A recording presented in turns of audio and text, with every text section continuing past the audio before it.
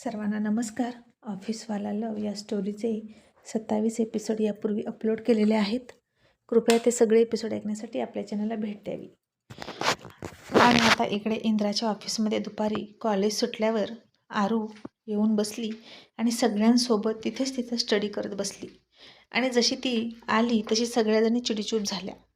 मग एक एम्प्लॉई उठली आणि निघाली आणि तोंडात पेन्सिल पकडलेली आरू तिला म्हणाली, stop, where are you going? मागच्या अर्ध्या तासात ही तिसरी वेळ आहे तुझी उठायची. तशी ती मुलगी चकितच झाली. आणि ही नेमकी अभ्यास करते की माझ्याकडेच लक्ष देते हे तिला कळेना. कारण खरंच ती मागच्या अर्ध्या तासात 3 वेळा उठली होती. आणि आता ती खोटं बोलत म्हणाली, मॅडम मला वॉशरूमला जायचं आहे फ्रेश व्हायला.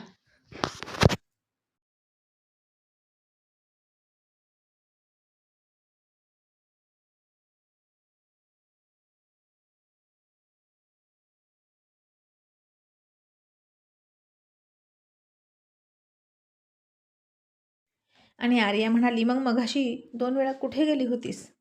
आणि ती पुन्हा खोटं बोलत म्हणाली, मॅडम वॉशरूमलाच गेले होते. आणि आर्यानं आता पेन्सिल टेबलवर आपटली आणि तिला चिडून म्हणाली, इतकी वॉशरूम लागते का गं तुला? आणि वॉशरूमला निघालीस ना, मग तो मोबाईल कशाला घेऊन चाललीस? तो खाली ठेव. मग त्या मुलीने तोंड वाकडं केलं, मोबाईल खाली ठेवला आणि निघाली. तरी पण आणि आर्या म्हणाली, फक्त 5 मिनिटात यायचं, नाहीतर इथून पुढे तुझी सॅलरी तुमच्या काम करण्याच्या तासावर मोजली जाईल. आणि ते ऐकून ती मुलगी थक्क झाली.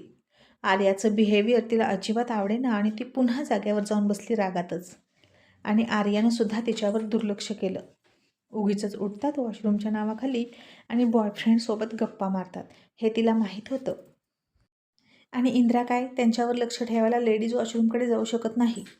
आणि नंतर एक जण उठली आणि इंद्राकडे निघाली आणि म्हणाली, इंद्रा सर मला रजा हवी आहे. आणि आरू म्हणाली, कशासाठी? आणि ती म्हणाली, माझ्या फॅमिलीमध्ये फंक्शन आहे त्यासाठी हवी आहे.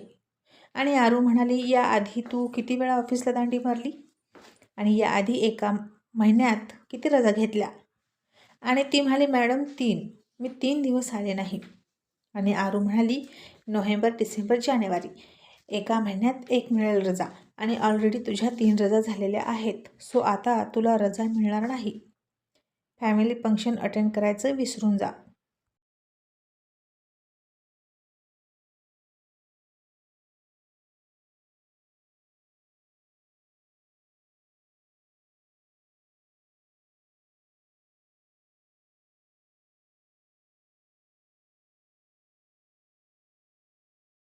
तसा इंद्रा आता आरूकडे चकितच होऊन बघायला लागला आणि म्हणाला, आरू हे काय आहे?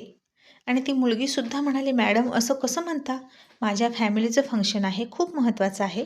माझ्या मोठ्या ब्रदरची एंगेजमेंट आहे.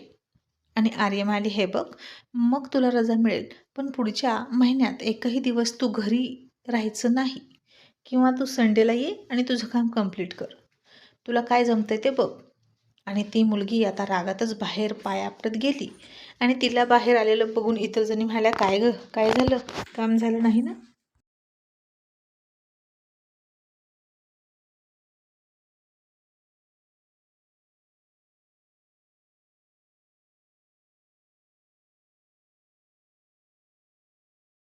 आणि ती मुलगी म्हणाली, नाही ना, आर्या मॅडम खूपच पुढे पुढे करतात आणि शहाणपणा करतात. आपले बॉस नक्की कोण आहेत हे आपण आता विचारलं पाहिजे. त्यांना काय हक्क आहे इथे मध्ये मध्ये येऊन करायचं? आणि मुळात बघ ना, त्या स्वतः आता MBAचा अभ्यास करतात, म्हणजे आपल्यापेक्षा ज्युनियर आहेत आणि आपल्याला बोलतात का? मला हे नाही आवडत अजिबात. मी काय म्हणते, आपण सगळ्याजणी इंद्रा सरांशी बोलूया त्या नसताना. आणि एकतर त्यांना इथे बोलवा किंवा आम्ही इथे थांबू असं म्हणूया. इंद्रा सर नक्की आपलं ऐकतील आणि आपल्या बाजूने निर्णय देतील. आणि तर त्या मुलीने ठरवलं की आर्या नसताना इंद्राशी बोलायचं. आणि एक मुलगी म्हणाली, मला तर मघाशी वॉशरूमला सुद्धा जाऊ दिलं नाही. हे कसली हिटलरगिरी आहे त्यांची? तशी दुसरी मुलगी म्हणाली, ए गप्पा बस. त्या म्हणाल्या, त्याच खरं आहे. तू तिकडे जाऊन तुझ्या बॉयफ्रेंडसोबत बोलतेस ना, आमच्याशी खोटं बोलू नकोस, आम्हाला सगळं माहीत आहे.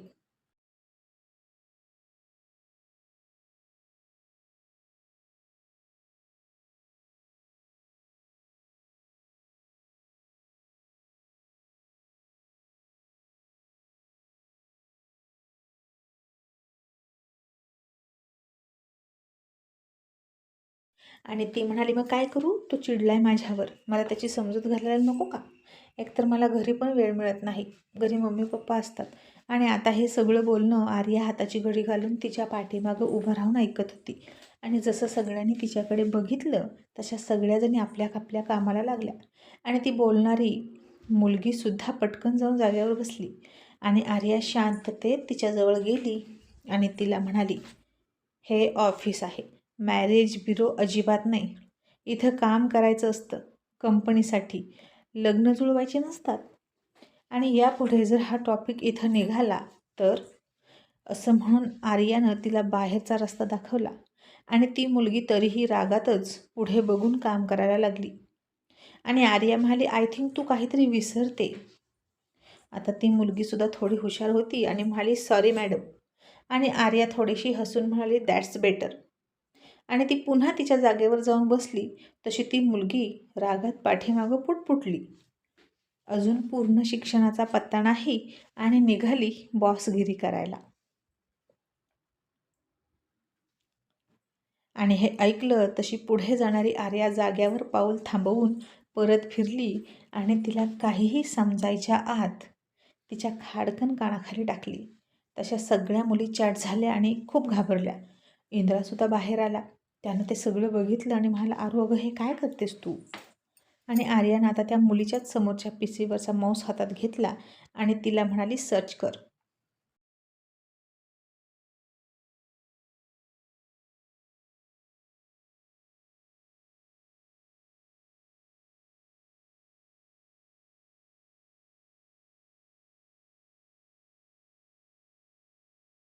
आणि त्या मुलीला काहीच कळत नव्हतं आणि ती गप्प उभा राहिली होती. आर्या म्हणाली, सर्च कर. मग त्या मुलीनं कीबोर्डवरची तिची बोटं ठेवली आणि आर्या म्हणाली, देसाई इंडस्ट्रीज. त्या मुलीनं आता तसं टाकलं, पण तिला नक्की समजेना की देसाई इंडस्ट्रीज आणि हिचं काय नातं आहे. मग तिच्यासमोर गुगल पेजवर देसाई इंडस्ट्रीजची हिस्ट्री, देसाई इंडस्ट्रीचे ओनर, देसाई इंडस्ट्रीची आत्तापर्यंतचा रेशो प्रगतीचा, असं सगळं काही आलं. त्यांचा टर्न ओव्हर वर्षाचा वगैरे सगळं, ही सगळी माहिती आली. आणि आरूनं तिला देसाई इंडस्ट्रीज हिस्ट्रीवर क्लिक करायला लावलं. आणि तिच्यासमोर यंग हँडसम तरुण वयातले डॅशिंग लुक अर्जुन सर दिसायला लागले. तेव्हाचे अपलोड केलेले फोटो तसेच होते आणि आत्तापर्यंत वेळोवेळी अपलोड होत राहिलेले अर्जुनचे फोटो दिसायला लागले. आणि त्यासोबतच तन्वीचेही फोटो दिसत होते, कारण कधी काळी तीसुद्धा देसाई इंडस्ट्रीजचा भाग राहिली आहे. यंग लेडी होती ती त्यावेळी, एक स्मार्ट बिझनेस वुमन. दोघेही नंबर 1 बिझनेसमन आणि नंबर 1 बिझनेस वुमनचे प्राइज घेताना त्यांचे फोटो होते. आणि मग नंतर यंगस्टर म्हणून आर्यनचा फोटो असायचा. हे तिघंही त्या इंडस्ट्रीजमध्ये काम करतात म्हणून. आणि आता तिला आर्या म्हणाली, झालं वाचून?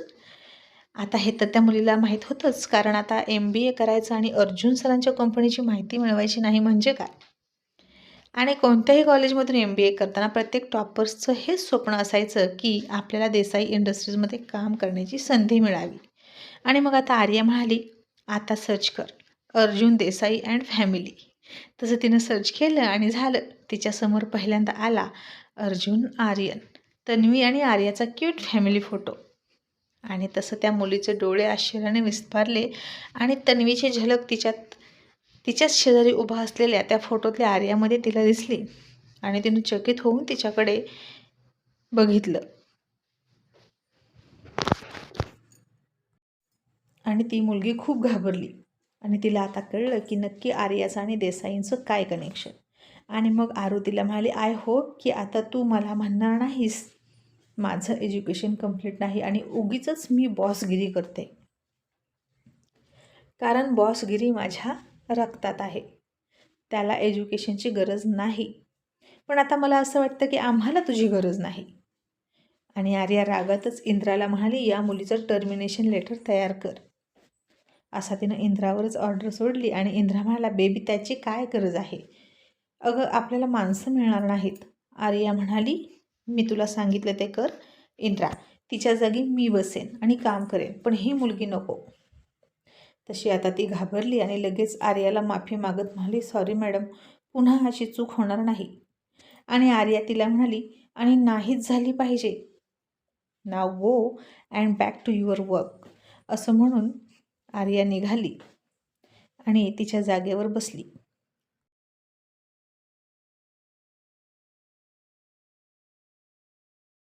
आणि मग मात्र सगळ्या मुली शहाण्यासारख्या कामाला लागल्या. मग लंच ब्रेक झाला. इंद्रा आर्या लंच करत होते आणि इंद्रा तिला हसून म्हणाला, आरू शोभतेच बरं का.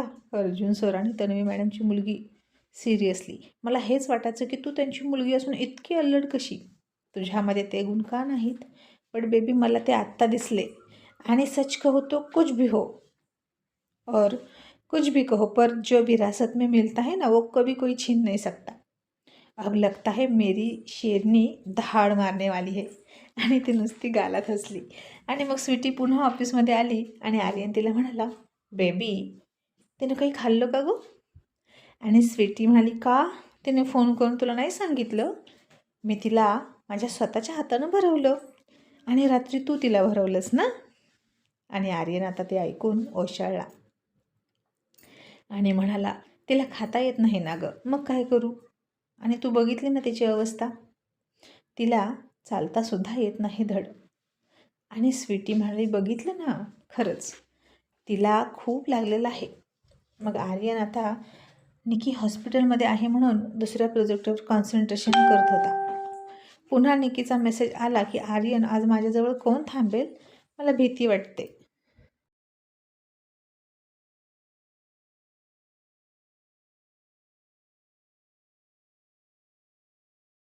आणि त्यानं तिला मेसेज करून सांगितलं की एखाद्या फ्रेंडला बोलव, तोपर्यंत मी नंतर येतो. आणि निकी तोंड वाकडं करून गप्प बसली. ऑफिस सुटताना आर्यन हॉस्पिटलकडे निघाला आणि स्वीटी त्याला म्हणाली, आर्यन तू आजही थांबणार आहेस का तिच्याजवळ. आणि आर्यन म्हणाला, नो बेबी, पण तिला बघून येतो, कधी डिस्चार्ज मिळतो ते बघतो. तू घरी जातेस का. आणि स्वीटी मनात म्हणाली, नाही, मी घरी गेले आर्यनला एकट्याला सोडला की ती निकी थांबवणारच त्याला. म्हणून ती म्हणाली, मी सुद्धा येते तुझ्यासोबत. मग आर्यन पुढे गेला आणि तिला बघितलं आणि निकी हरकून गेली. Aryan thank you so much for coming असं म्हणाली आणि लगेच तिच्या पाठीमागं आलेली स्वीटी बघितली आणि ती निराश झाली. स्वीटी तिला हसून म्हणाली, निकी तू लंच केलंस ना आणि टॅबलेट घेतलं का वेळेवर. आणि निकी कसं तरी तोंड करून म्हणाली, हो घेतला ना. आणि आर्यन म्हणाला, आता तुझा पाय कसा आहे, तू थोडा चालण्याचा प्रयत्न कर बरं आणि हाताला जर. आणि निकी म्हणाली, नाही आर्यन, अरे दुखतोय तो माझा पाय आणि मला चालताच येईना. तशी स्वीटी चकित होऊन मनात म्हणाली, दुखतोय. सकाळी तर ही तोंडातलं घास थुंकायला बेसिनकडे किती पळत गेली, तेव्हा असं वाटतच नाही की हिचा पाय दुखतोय आणि अचानक पाय दुखायला लागला का. किती ड्रामेबाज आहे ही मुलगी. आणि आता स्वीटी पुढे गेली आणि म्हणाली, कम ऑन निकी, असं काय करतेस तू, तू काहीतरी प्रयत्न केला पाहिजे, उठ बरं. असं म्हणून तिच्या हाताला पकडून उठवलं आणि म्हणाली, चाल. निकी आता मुद्दाम लंगडण्याचं नाटक करत होती आणि तिथेच उभ्या असलेल्या आर्यनच्या हाताला तिनं घट्ट पकडलं, मुद्दाम स्वीटी समोर.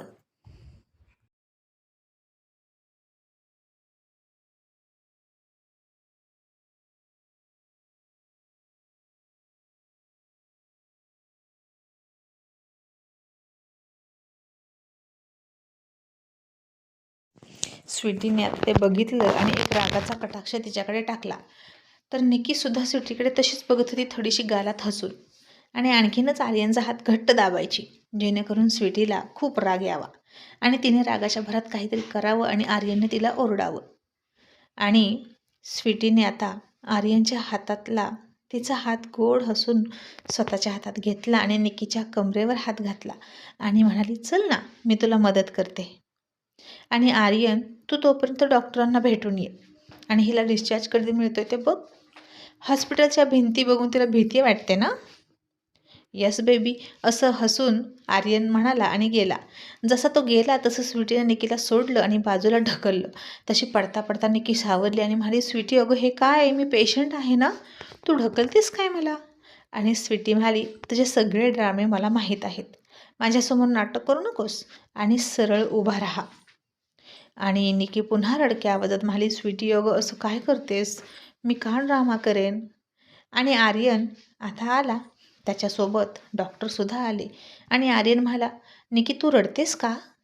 तशी स्वीटी लगेच म्हणाली, अरे तिला थोडं चाल म्हणाले तर लगेच रडायला लागली. हो ना निकी? आणि काय ग निकी, आर्यनच्या अगोदर आर्यन सोडून तुझे किती बेस्ट फ्रेंड आहेत ना? अगदी जिवलग. आणि कालच ते येऊन पुन्हा केक कट करून गेले ना? मग तू त्यांना अजून सांगितलं नाहीस का तुझ्या ॲक्सिडेंट झालेला? त्यांच्यापैकी कोणाला तरी बोलाव की तुझ्याजवळ थांबायला. बेस्ट फ्रेंडसाठी केक आणण्यापेक्षा इथे राहून तिला मदत केलेली बरी. होणार आहे आर्यन, मी बरोबर बोलते ना? आणि आर्यन म्हणाला, हो बरोबर आहे स्वीटीचं. निकी तू तुझ्या कोणत्या तरी फ्रेंडला फोन कर आणि आता बोलवून घे. आणि निकी हो म्हणाली आणि स्वीटीकडे रागात बघायला लागली आणि स्वीटीने तिच्याकडे बघून भुवई उडवली. आणि आर्यन म्हणाला, डॉक्टर तुम्ही तिला डिस्चार्ज कधी देणार आहात? तिला इथे रात्र काढणं अवघड जातं. डॉक्टर म्हणाले, उद्या डिस्चार्ज मिळेल, फक्त घरी काळजी घ्या. आणि स्वीटी म्हणाली, डॉक्टर किती फ्रॅक्चर आहे तिच्या हाताला? आणि आता निकी डॉक्टरांना खुणवत होती की खूप फ्रॅक्चर आहे, खूप काळजी घ्यावी लागेल, त्यांच्यासोबत सतत कोणतरी असावं असं काहीतरी सांगा, म्हणजे आर्यन थांबणार म्हणजे थांबणार. आणि मी आर्यनला इथून जाऊ देणारच नाही. मग बघूच ही स्वीटी काय करते. तिची आजची रात्रसुद्धा मी खराबच करणार असं निकीनं ठरवलं होतं. आणि डॉक्टर तसेच म्हणाले की खूप काळजीची गरज आहे. मग इतक्यात स्वीटी निकीच्या मेडिकल फाईलकडे गेली आणि तिने तिचे सगळे एक्सरे त्यात बघितले आणि किती हाडाला क्रॅक गेला आहे हे तिला कळत होतं.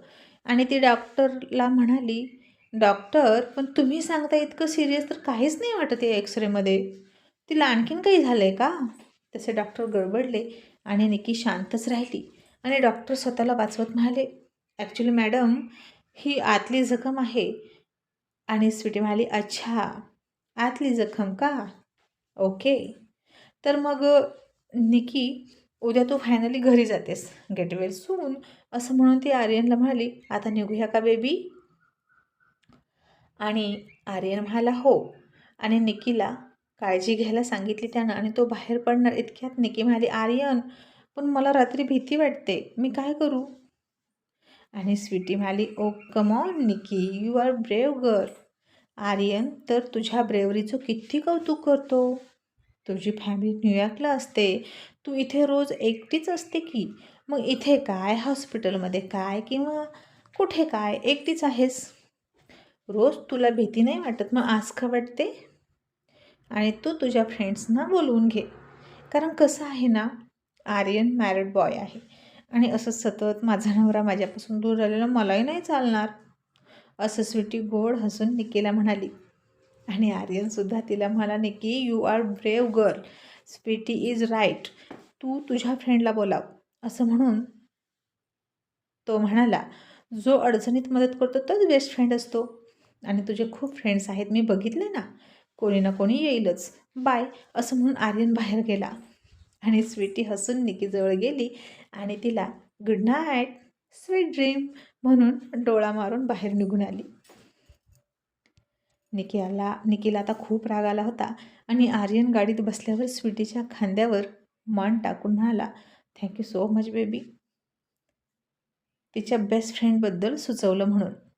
नक्कीच कोणी ना कोणी येईलच, कारण निकी खूप चांगली आहे, तिचे खूप सगळे बेस्ट फ्रेंड आहेत. आणि स्वीटी फक्त त्याच्या गालावर हात ठेवून असं म्हणाली आणि मनात म्हणाली, पण मला नाही वाटत ती कोणाला बोलवेल, कारण तिला कोणाच्या हेल्पची गरज नाही, तिला तर फक्त तुझी गरज आहे. आणि आता इकडे जयने अर्जुनला फोन केला आणि इकडे काय घडते ते सांगितलं.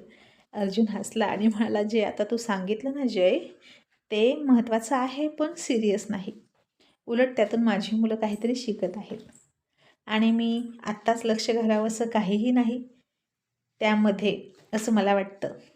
शेवटी तुला माहीत आहे ना, सो सोनार की और एक लोहार की, सो जस्ट चिल. आणि अशा परिस्थितीत मुलं सोबत आहेत एकमेकांच्या, हेच माझ्यासाठी महत्त्वाचं, तू फक्त लक्ष ठेव असं म्हणून अर्जुनने फोन ठेवला. आणि आता इकडे परी घरामध्ये रिलॅक्स होती. ती ऋषीला भेटण्याचा प्रयत्न करत नव्हती, कारण त्यानंच तिला सांगितलं होतं आतमध्ये बसायला.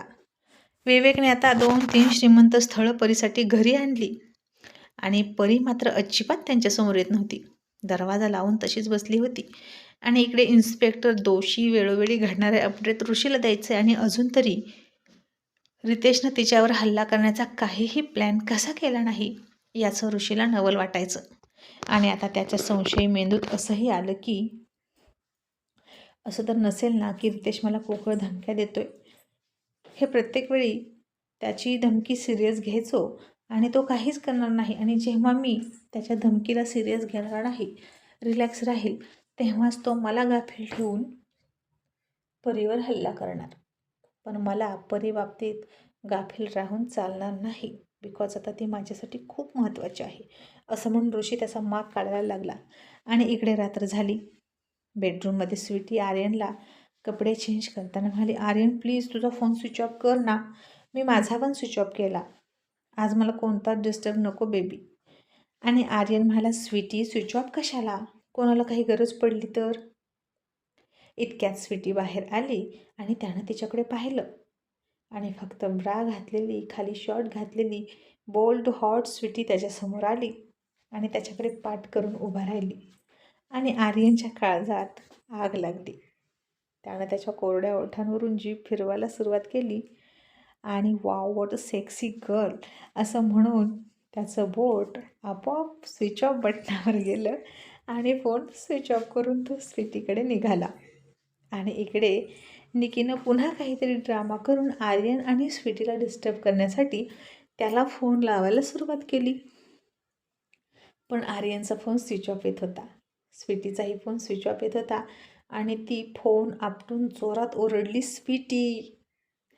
आणि आर्यन तिच्या पाठीमागं गेला आणि स्वीटीच्या पाठीमागूनच त्यानं पायावरून त्याचा हात फिरवायला सुरुवात केली आणि त्याचा तिला टच झाला आणि समोर स्वीटीनं उफ म्हणून डोळे झाकले.